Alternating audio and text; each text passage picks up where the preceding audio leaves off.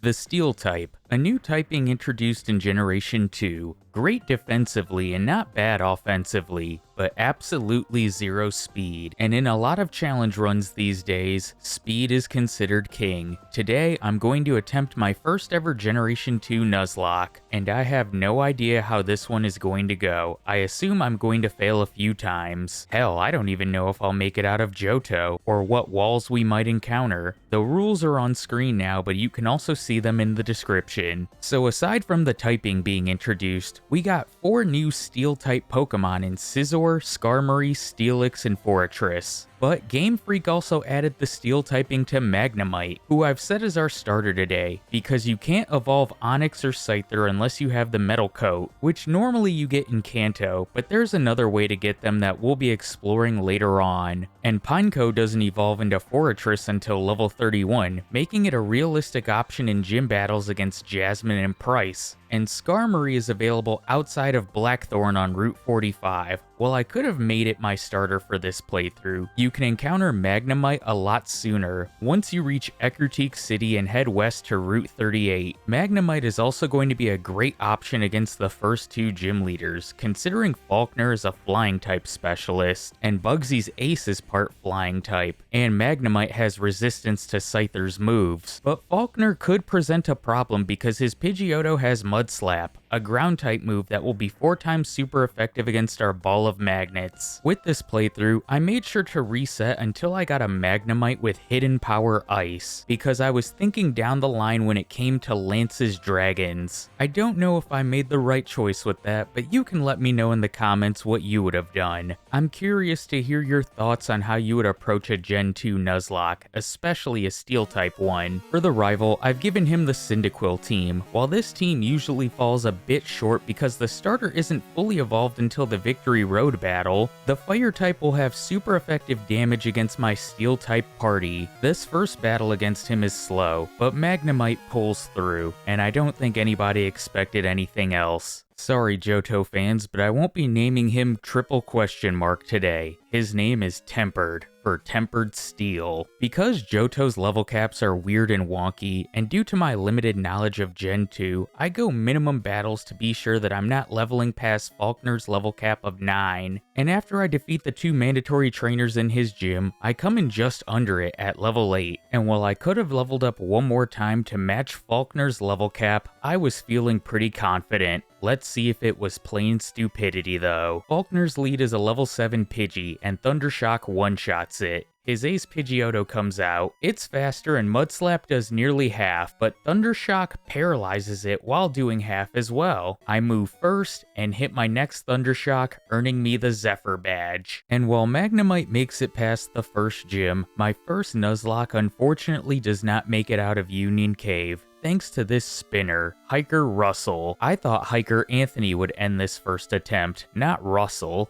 He has 3 Geodudes, and I'm going to speed up this battle, because while I do make it to the final Geodude, I can't get the Confusion luck to roll my way, and Magnemite goes down. In attempt 2, I do make it out of the cave, only to get caught by Hiker Anthony. And I don't even make it past his first Geodude, and this Nuzlocke is already off to a rough start. I do want to note that in attempt 2, I was running around like a madman in Union Cave searching for an Onix. I know you can trade for one in Violet City, but I wanted to catch one so I wouldn't have the obedience or possible over-leveling problems. But in attempt 3, I defeat Falkner again, barely, catch a Bellsprout, and trade it for Rocky the Onix, whom I hope will become a powerful Steelix. Hiker Russell catches me again, but this time I have Rocky, who I've taught the Mudslap TM to. With this move and Screech, his Geodudes stand no chance. I find a Wild Onix while making my way through Union Cave, which slightly pissed me off since I traded for Rocky, and I make it past Hiker Anthony and have reached Azalea Town for the first time in this Nuzlocke. I'm going to skip past the Slowpoke well stuff and straight to the Azalea gym. I've cleared out the trainers, leveled up both Magnemite and Rocky, who's currently sitting in the box, and now I'm ready to take on our second gym leader, Bugsy. He sends out his 2 cocoons first, which stand no chance to Magnemite's Thunder Shock before sending out his ace. And while he tries to stack Fury Cutters to defeat my little ball of magnets, Thunder Shock gets the 3-hit KO, and we level up to 16 and can learn Sonic Boom, which I'm going to teach in the place of Tackle. I have a battle with the rival before I can enter the Ilex Forest, and this is probably the toughest rival battle for solo runs, and I have to imagine it's tough for Nuzlocks as well, pending your type. But I've got Rocky the Onyx, I can 2-shot the Ghastly and Zubat, and Mudslap 5 shots Quilava. No idea why I didn't switch to Rock Throw. It probably would have sped up the battle. In Ilex Forest, I can get the TM for Headbutt, which I'm going to teach to Onyx, and then I venture back into Azalea Town to headbutt this tree specifically. I looked up videos where to find Pineco, and all of them led me to this tree, but I was getting everything but Pineco.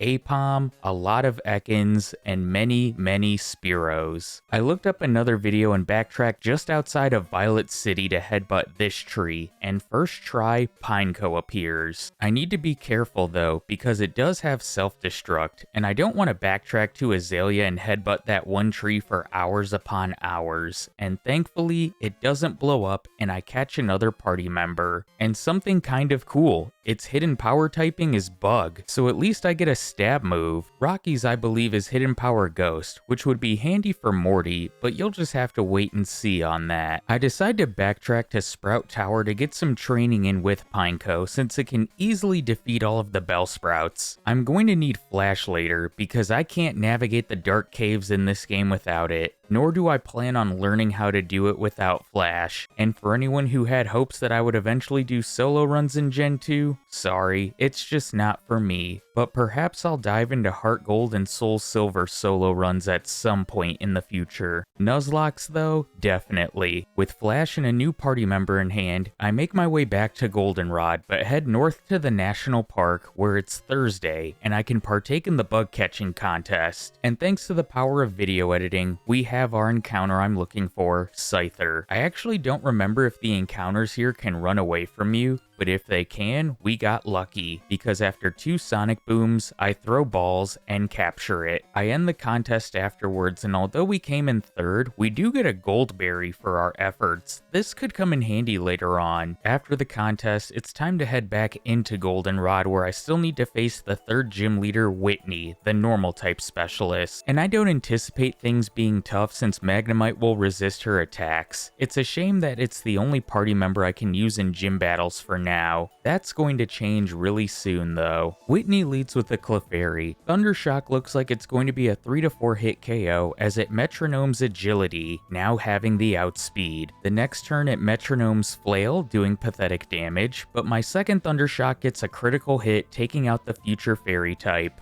I actually do want to backport the Fairy typing into Generation 1 and 2 and Nuzlocke those games. She sends out her ace Miltank and this battle gets a bit close. I'm not going to narrate this one, but it's a lot of back and forth of Rollout, Stomp, Thundershock, Supersonic, with Miltank throwing in some milk drinks. Watching this back, I don't know why I didn't go for Thunder Wave just to get the outspeed, along with a chance for Miltank to not take its turn due to paralysis, but Magnemite powers through this one with 13 HP remaining as we earn the Plane Badge. In this part of these games, things really open up. I decide after arriving in Ecruteak City to head east through Mount Mortar, Mahogany Town, and to the Lake of Rage. There are a few things you can pick up over in this tree maze area I'm heading to, like a rare candy, which I won't be picking up because you guys know how I roll. I give myself 500 of them. There's also TM43, which is Detect, which I forgot was a TM in Generation 2. The Sludge Bomb TM isn't in this tree maze, but you do find it in the Lake of Rage area. But I'm here for hidden power, and I thought the guy that gives you the TM for it would give you a copy every day of the week, or that you could purchase it from the Goldenrod department store, but that's not the case. You can purchase it in the Celadon department store, so I have one copy until Kanto. Sweet.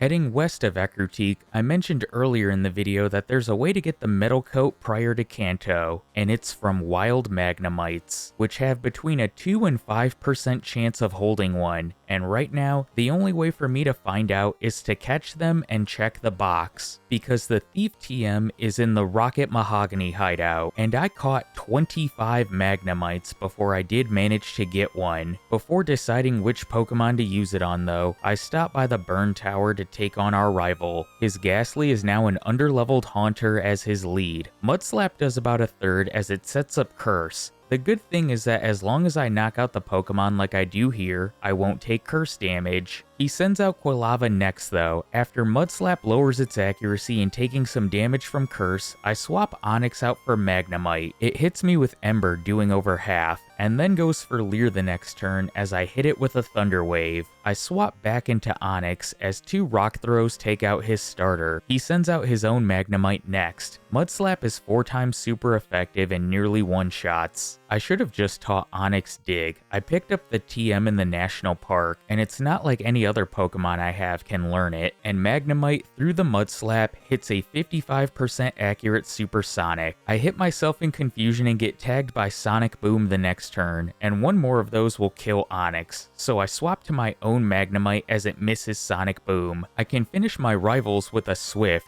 and I'm going to freeze frame it here, because Onix levels to 26, past Morty's level cap. Is this a bad thing? Yes and no. But remember earlier when I mentioned how its hidden power is Ghost? That would have come in handy for Morty, especially since I do have one metal coat. After the rival battle, we can evolve our Scyther thanks to the metal coat I did get into a powerful Scissor, and it's going to help me with the battle against Morty. I really wish that I kept Rocky below his level cap, although evolving it into Steelix would have cut its speed severely. The potential to having 3 Pokemon to use against his Ghost would have been better than 2. Also, having Hidden Power Ghost would have been phenomenal. I wish Scizor had Hidden Power Ghost. It has Hidden Power Rock if you're wondering, which still would have been better for what I did in this upcoming battle. And what you're about to witness, I got very lucky because the run could have easily died here. But let's get right into the Morty battle. He leads Ghastly and I lead Magnemite. Before the battle, I went back and forth of if I wanted my Pokemon to hold Mint Berries, which I did do some clock resetting to get more of those, or have one hold the Mint Berry and the other hold the Gold Berry I got from the bug catching contest, but in the end, I decided 2 Mint Berries, and I'm probably going to need some luck on my side as well. You see that Ghastly outsped and went for Curse, and Thundershock was able to finish it, which is a good start. Haunter comes out, and while I would have liked to use Thunder Wave, I don't want Curse damage on Magnemite, so I swap to Scissor. Haunter tags me with a Nightshade, but then I get blessed by the RNG gods, setting up a Focus Energy, and 3-shotting with Pursuit, as it misses 2 Hypnosis and tags me with another Nightshade. Gengar is next, and I wish I had set up an Agility on Haunter to guarantee the outspeed. It misses a Hypnosis, and Pursuit looks like a 4-hit KO. Turn 2 we get Mean Look, so no swapping. Pursuit brings it to half. Turn 3 we get a Hypnosis hit, but my Mint Berry wakes me up.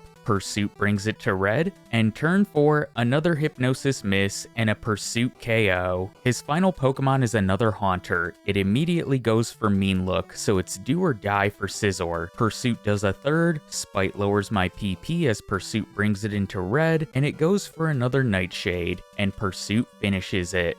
Fog Badge acquired, no deaths. Since we can now use Surf outside of battle, I beat up the Kimono girls to get the HM, and then head to Olivine and surf south to Cyanwood. I have a bit of leveling I can do before taking on Chuck, so I do some training out at sea. During this training, Magnemite reaches level 30 and can evolve into a Magneton, and it gets a huge boost to its base stats. After getting both Scizor and Magneton to the level cap of 30, I decide it's time to take on Chuck, and his Poliwrath has the ability to end this run, as Dynamic Punch will probably one-shot Magneton and can deal neutral damage to Scizor, and if I can't get through the confusion, it's all over. Chuck leads Primeape as I lead Scizor. I should have put Mint Berries on before this battle, just to get around Hypnosis. I start the battle by setting up Focus Energy and Agility as Primeape just uses Karate Chop and Fury Swipes, before I can 2-shot with Headbutt. Next is Poliwrath, and Headbutt does about a quarter as it takes aim with Mind Reader. My next Headbutt brings it into yellow, but doesn't get the flinch as Dynamic Punch hits, confusing Scizor. I get through the confusion to land a Headbutt, bringing it to a Sliver as it puts me to sleep with Hypnosis, and I take a bit of a risk here, swapping to Magneton, because Dynamic Punch will probably one-shot me, but the 50% accurate move thankfully misses, and Thunder Shock finishes it, earning me the Storm Badge. While the level cap jumps to 35 due to Jasmine being the 6th gym leader, I'm actually going to backtrack to the Lake of Rage and go through the Rocket Hideout first to take care of Price, because his level cap is 31. I hate the levels of the Johto gym leaders. I actually try to capture the red Gyarados, forgetting that I'll get access to a Dratini for Whirlpool and Waterfall later. Again, goes to show you how much I play Generation 2, especially Pokemon Crystal. After realizing this, I just knock this thing out, and I go back to shore and talk to Lance. We team up, go through the most boring part of the game, his Dragonite Hyper Beams a human being, and the only thing I'm going to mention about the Rocket Hideout in Mahogany is grabbing the TM for Thief, which will make Metal Coat farming much easier, hopefully. And with Price's Ace being at level 31, that's perfect for Pineco, because at level 31, it evolves into Forretress, another steel type to use in our upcoming gym battles.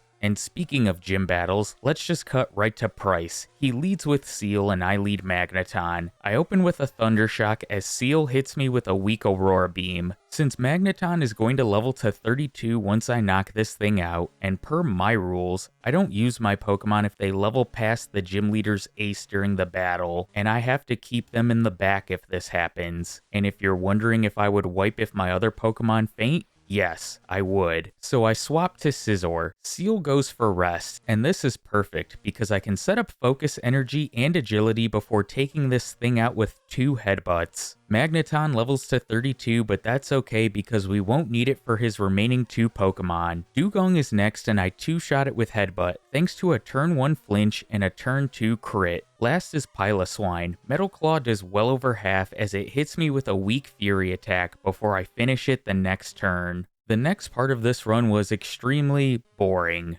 I'm going to teach Thief on Scizor in the place of Headbutt, because I can purchase another TM for this in the Goldenrod department store, and I'm going to run around west of Ecruteak using Thief on any wild Magnemite I encounter. And let me just tell you, this shit was boring. It sucked. But it does pay off in the end, because I was able to get another Metal Coat and evolve Rocky the Onyx into a beastly Steelix. Let's jump right to the battle against Jasmine. I lead Rocky as she leads Magnemite. I really should have taught this thing Dig by now, but I'll be honest, I was holding out for the Earthquake TM. 2 Mudslaps take it out, and it's the mirror match. Steelix versus Steelix. I'm going to speed this one up, but I bring her Steelix's accuracy to -6, I run out of Mudslap PP, I'm pretty sure she runs out of Iron Tail PP, she uses her Hyper Potion, and I have to resort to using Headbutt, but eventually, Rocky pulls through, and her final Magnemite comes out. The only move I have PP left in is Rock Throw, which is doing jack all to Magnemite, who confuses me and then begins to hit me with Sonic Boom. I swap to the superior Magneton, and it really can't do much better, aside from paralyzing and confusing her Magnemite, who's a tough little son of a bitch and brings Magneton to 16 hit points. I swap to Scizor, who's doing decent damage with Headbutt and gets a flinch, and 2 Headbutts take out her final Pokemon. Mineral Badge acquired, Iron Tail TM acquired, Dreaded Phone Call acquired. At least I can go through the Ice Path and unlock Blackthorn City first, and get our final encounter, which thanks to the power of video editing, we jump straight to it, a Skarmory. I debated if I wanted to add this thing to my party right away. While I do need to do some stat experience grinding with it, I need to leave it below level 39, because as you guys know, Kanto's level caps are lower than that of the Elite Four, and Janine's Ace is level 39. It's a good thing as far as I know you can battle the Kanto gym leaders in any order you wish, wish. I think they changed it in Heart Gold and Soul Silver where blue has to be the final one. You can let me know in the comments if that's true or not though. Alright, it's time for the Rocket Radio Tower takeover. I get that everybody hates this section and there isn't much to talk about, so I'll try to make things quick, only highlighting the executive battles and the rival battle. First up is Petrel. He has 5 Coughings and 1 Wheezing. Poison types can't do anything to a party of Steel-type Pokemon though, so this battle's pretty easy. Let's move on to the rival in the underground. This battle worried me some. I lead Scizor against Golbat and put a Bitter Berry on Scizor just to get around Confuse Ray, which Golbat does go for on turn 1.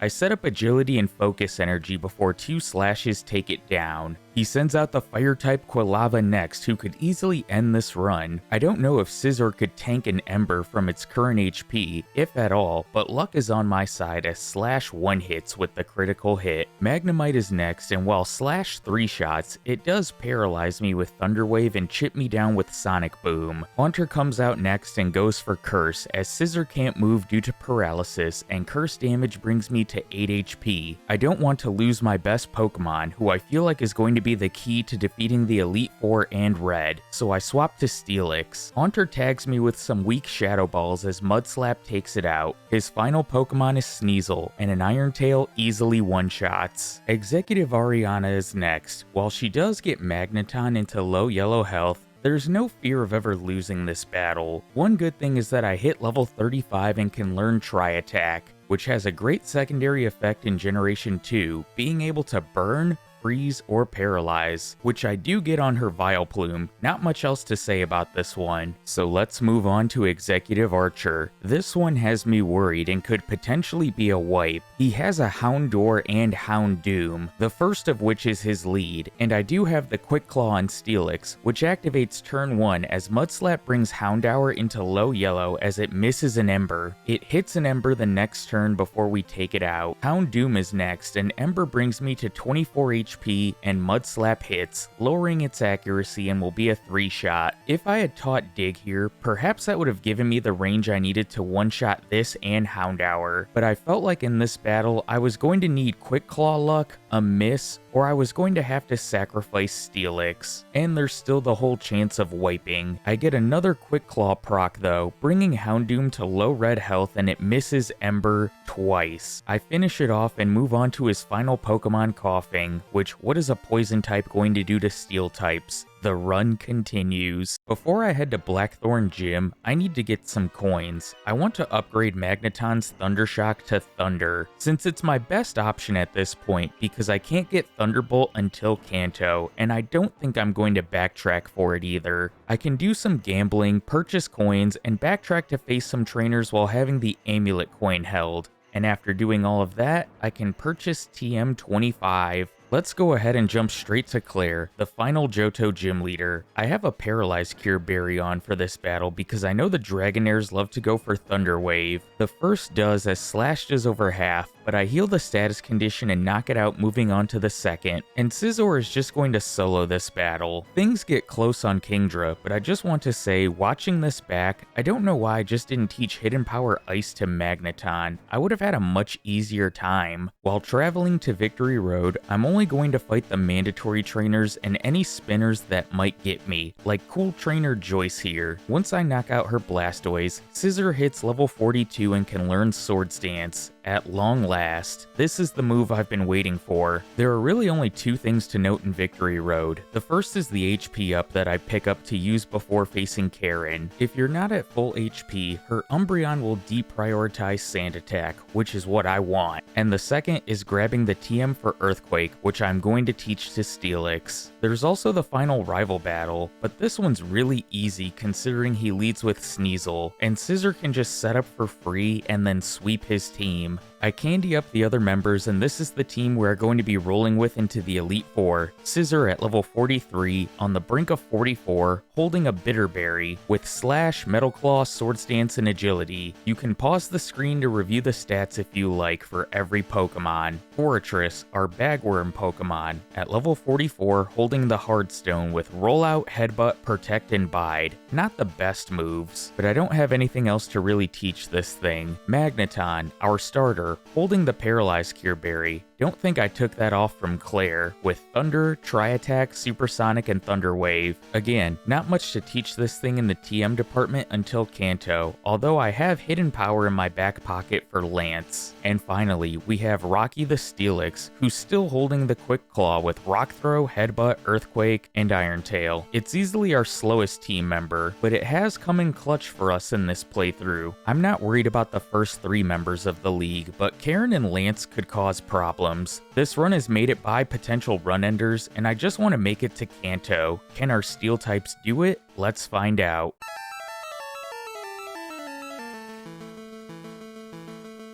Will is first and he leads Xatu. I'm going to lead Scissor, and this is going to be a common thing for the league, which is set up agility, set up sword stance, and sweep. And that essentially happens here. I can one-shot his 2 Xatus and Jinx. The Bitterberry was just in case Xatu went for Confuse Ray. I do have to 2-shot Exeggutor and Slowbro, which are pretty bulky. And although I end the battle at 59 HP, Scissor was never in any danger to lose this one. Koga is next. I lead Steelix in this one. Rock Throw does under half to Ariados as it sets up double team, and then Baton passes out as I miss onto Forretress. I chip it down some with Earthquake before it goes for Explosion, which doesn't do much, and then I can knock out Ariados and the following Venomoth with Earthquake, although Venomoth does chip me down some with Psychic. Koga sends out his Ace Crobat, and it's able to bring Steelix down to 6 HP before I take it out. I played things a bit risky there. Last is Muck, and I hesitated switching out here, but then I remembered, Muck has nothing that can hit me. Its only attacking move is Sludge Bomb, and its other 3 moves are Toxic, Minimize, and Acid Armor. I've got nothing to worry about. But again, my limited Gen 2 knowledge really showed here. Up next is Bruno. This battle is just like the Will battle, except Hitmontop can do absolutely nothing. I set up agility, set up to +6 with Sword Stance, and Scissor sweeps. Did you really expect anything else? And now we move on to Karen. I used the HP up on Scissor prior to this battle in hopes that we wouldn't see Sand Attack, but we see it turn 1 as I set up Sword Stance. Sand Attack fails turn 2 as I set up agility, and Umbreon is so defensive, a +2 slash does half, as it wastes its time with Mean Look. I set up one more Sword Stance as we get a Confuse Ray, but my Bitterberry takes care of that. But now I need to not miss from here. Thankfully, I don't miss on her ace Houndoom, as Slash one-shots it. A big relief because Flamethrower would decimate my team. Slash does miss on Vileplume and it paralyzes me with Stun Spore, but my next takes it out. Gengar comes in and sets up a curse, but Metal Claw hits, taking it out, and we move on to her final Pokemon Murkrow. While it does outspeed and get in a feint attack, Slash takes it out. But now it's on to Lance. And I take a bit of a risk on Gyarados. I set up an agility and sword stance as it hits me with Surf and then goes for Rain Dance. I squeeze in one more sword stance and Surf gets a massive critical hit, bringing Scizor to 9 HP. I have the outspeed on his team from here, but will +4 be enough? Well, Slash takes out Charizard, along with the level 50 Dragonite. We level up and decline to learn Double Team, and we take out the 2 level 47 Dragonites. Last is Aerodactyl, and Metal Claw doesn't have perfect accuracy, but it does here, one-shotting Aerodactyl, and this run has made it to Kanto. And I am extremely happy with this, considering the first 2 attempts didn't even make it to Azalea Town. But as you all know, there are 8 more gym leaders, with majority of their level caps being below the Elite 4, and a battle with Red awaiting us. And we're going to see this one to the end. So let's pick things up in Vermilion City. While I could have battled Surge now with Steelix, Magneton, and Forretress, I'm going to wait. I was mostly following the Kanto gym leaders in order of level cap.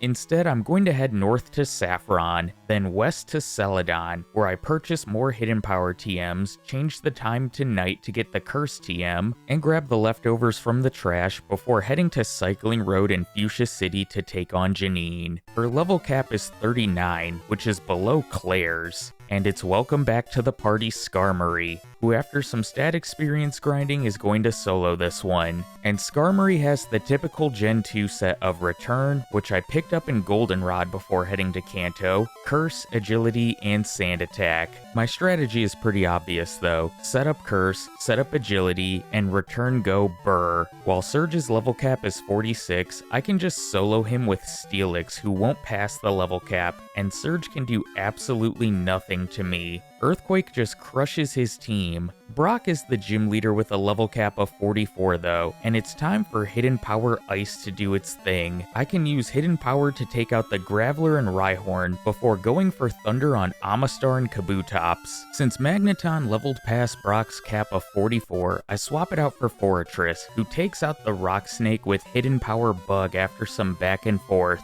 And we're going to continue using Forretress in battle against Erica. She's pretty easy since Forretress can deal neutral damage with Hidden Power Bug. Rollout with the Held Hardstone also put in work. I don't swap until her final Pokemon Blossom because I get down to 20 HP, and I swap to Skarmory, who double resists Blossom's attacks. It's another Kanto badge earned. Misty, I thought could be a potential run-ender because she has a Quagsire. I easily take out her lead Golduck with Thunder before she sends out the part ground type that is armed with Earthquake. Knowing it will go for this move, I swap to Skarmory, and with Skarmory, I start the Curse Agility setup before Quagsire goes for Rain Dance. From here, I decide to throw Sand in its eyes because Rain Boosted Surf brings me to low yellow health, and at this point, I have to swap again, this time to Forretress. I can do a bit of chip damage with Headbutt and stall out the Rain with Protect before swapping back into Magneton, but this is just to bait out Earthquake on the next turn, which if it were to hit Magneton, would one-shot, so back out to Skarmory. I can tag this thing with one more Sand attack as Surf brings me to 2 HP, but thanks to Leftover Recovery, 10 HP. I can't play the swap game forever though, and while I could have brought Steelix to this battle since it is below the level cap, I left it in the box because I didn't think it would help at all against Misty's water types, considering it's a slow, steel, and ground type. It's do or die time, so I swap to Magneton who tanks a Surf.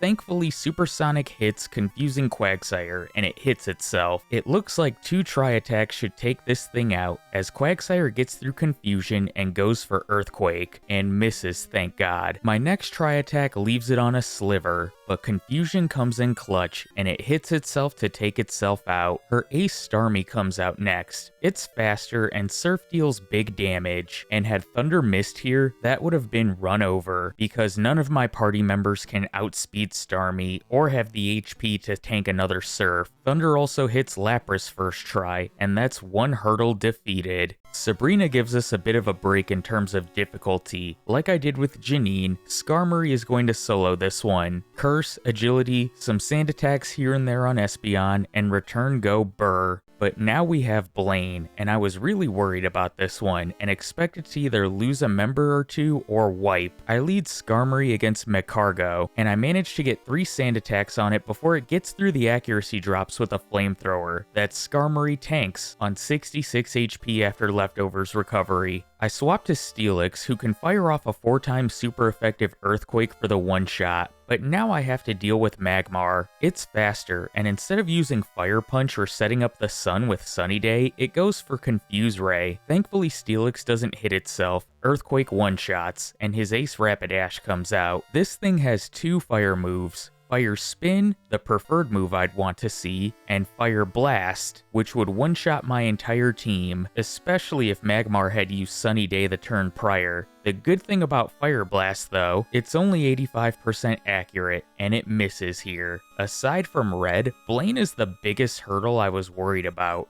Misty ended up being second, and who I originally thought would be second is Blue. His lead Pidgeot has Whirlwind, which I thought it was going to go for once I got set up to +3. I'm probably confusing this with Generation 3, but I thought once you get set up to +3 or more, the AI likes to use Whirlwind or Roar to try and switch you out. I'm sure you guys will let me know in the comments on that one though. But anyway, since it's not going for Whirlwind, I decided to just solo this one with Skarmory, and you guessed it, it's the typical setup with Curse, Agility, and then Return Go Burr. I was worried about Arcanine, but since Pidgeot doesn't switch me out, there's really nothing to worry about in this one. But now we have to head to Mount Silver and the battle with Red. I had to grab my HM user Abra for this. I mentioned at the beginning of the video, but you won't see me memorizing any of these dark caves. As far as the battle against Red goes, I'll admit, Scizor is going to go the full Gen 2 meta set, adding Rest in the place of Metal Claw and holding the leftovers, because damn it, I made it this far and I want this run to cross the finish line. I'll admit that Pikachu did have me worried some. Its Thunders are doing decent damage, and out of its 10 uses, it only missed twice, which almost lines up with Thunder's 70% accuracy. One of them even crit to bring me to 9 HP. I also wasn't aware this thing had Thunderbolt. I knew about Charm and Quick Attack though. Because of Charm, it takes a while for Scizor to get everything fully set up, but once I do, it can just go on a tear, one-shotting everything. And once I knock out his final Pokemon, Espeon, this run is over. First Generation 2 Nuzlocke in the books. I'll admit, I didn't think I was going to get this one across the finish line, but I'm glad I did. As always, thank you guys for the continued support on the channel. If you want to see more Generation 2 Nuzlockes, let me know in the comments which type I should do next. I thought about the Dark type, but it sucks that 2 encounters are walled in Kanto. Let me know who you would put as the starter if you were to do a Dark type Nuzlocke. Special shout out to my channel members, and I'll catch you guys in my next video. Take care, everybody.